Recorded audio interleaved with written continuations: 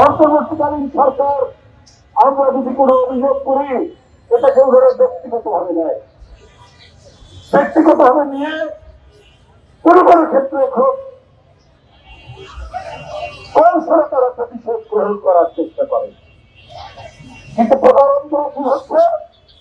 প্রকারান্তরে হচ্ছে আজকে ধর্ষণের পরিমাণ বেড়ে গেছে। আজকে নারীরা নিরাপদ নয়। আজকে আপনার মেয়েকে স্কুলে পাঠিয়ে তার প্রত্যাবর্তন কিভাবে হবে? সে ক্ষতবিক্ষত হয়ে বাসায় ফিরবে, সে স্বাভাবিকভাবে বাসায় ফিরবে, তার কোনো নিরাপত্তা নেই। দ্রুততম সময়ের মধ্যে আসিয়ার উপর জুলুমকারীদের দৃষ্টান্তমূলক শাস্তি হয়।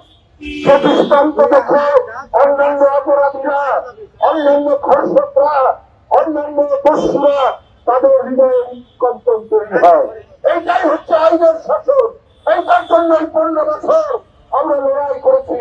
এর জন্য এত আত্মত্যাগ, এই জন্য অনেক দস্যু প্রধানমন্ত্রী কি বলে শেখ হাসিনা তাকে বাংলাদেশ থেকে বিতাড়িত করা হয়েছে।